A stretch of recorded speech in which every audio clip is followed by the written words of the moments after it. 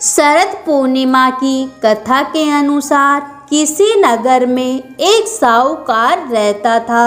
उनकी दो बेटियां थीं जो हर महीने में आने वाली पूर्णिमा का व्रत रखा करती थी। दरअसल इन दोनों बेटियों में बड़ी बेटी पूर्णिमा का व्रत तो पूरे विधि विधान से करती, लेकिन छोटी बेटी व्रत के नियमों का पालन सही ढंग से नहीं करती थी। ये बस व्रत के नाम पर ही खाना पूर्ति करती थी। साहूकार की दोनों बेटियां जैसे ही बड़ी हुई, पिता ने दोनों का विवाह करा दिया।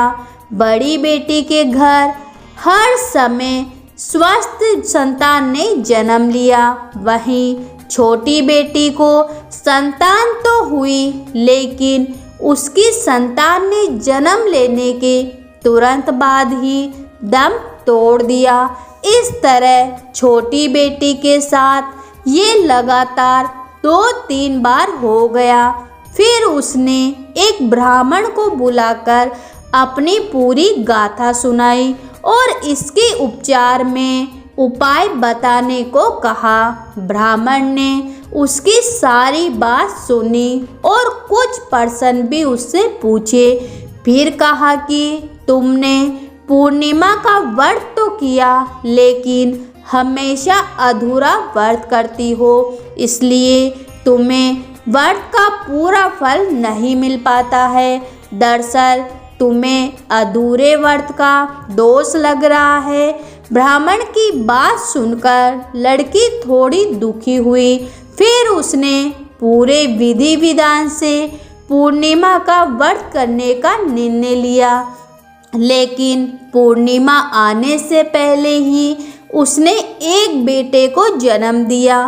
फिर से जन्म लेने के साथ ही बेटे की मृत्यु हो गई।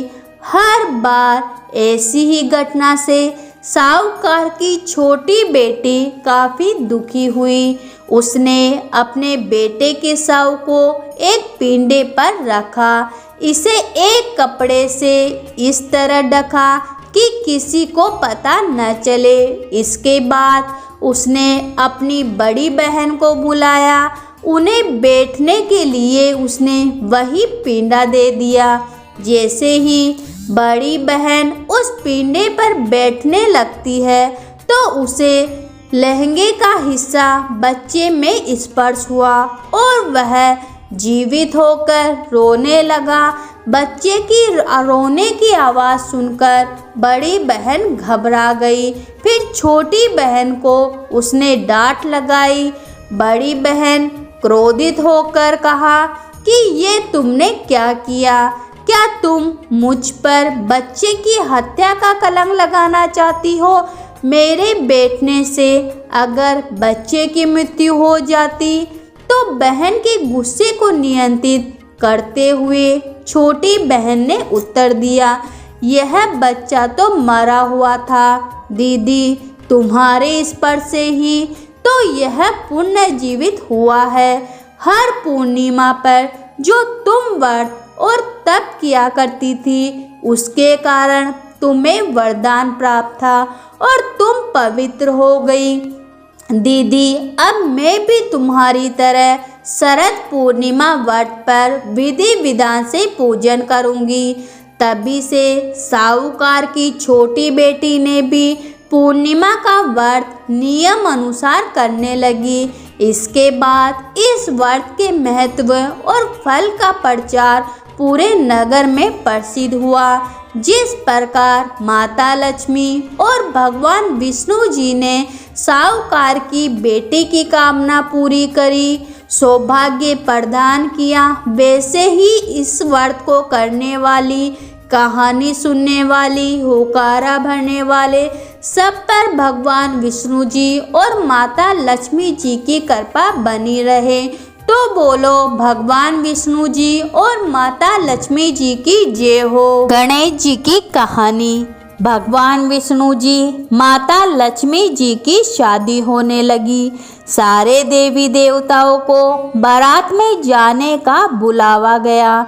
तो सब बोलने लगे गणेश जी को नहीं ले जाएंगे, वो बहुत सारा खाते हैं। दून धुंडायड़ा, सूंड सुंडायड़ा, उखड़ से पाँव, छाजड़े से कान, मोटा मस्तक वाले गणेश जी हैं। इनको साथ में लेकर जाएंगे तो लोग क्या कहेंगे, यही रखवाली के लिए छोड़ देते हैं। और सब बारात में चले गए। नारद जी ने गणेश जी भगवान को भड़का दिया कि आपका बड़ा अपमान किया है, बारात बुरी लगती, इस कारण आपको बारात में नहीं ले गए। अब तो गणेश जी भगवान को क्रोध आने लगा और उन्होंने चूहों को आज्ञा दी कि सारी जमीन थोती कर दो। धरती थोती होने से भगवान के रथ पहिए धरती में धंस गए। सब पच लिए पर पहिए तो वापस ही निकल नहीं रहे थे। खाती को बुलाया गया, वो वहां आया और उसने रथ के पहिए अपने हाथ को लगाने से पहले जय गजानन जी महाराज बोला और रथ के पहिए निकल गए। सब पूछने लगे कि तुमने गणेश जी महाराज को क्यों याद किया। तब खाती बोला, गणेश जी को सुमरे बिना कोई काम सिद्ध नहीं होता है। सब सोचने लगे कि हमने तो गणेश जी को छोड़ दिया है। एक जने को भेजकर गणेश जी महाराज को बुलाया गया। पहले गणेश जी महाराज का रिद्धि सिद्धि से विवाह कराया गया, फिर भगवान विष्णु जी का लक्ष्मी जी के साथ विवाह संपन्न हुआ।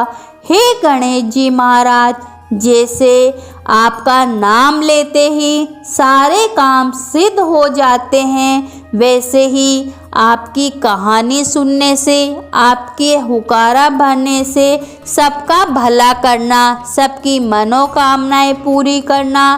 तो बोलो गणेश जी महाराज की जय हो।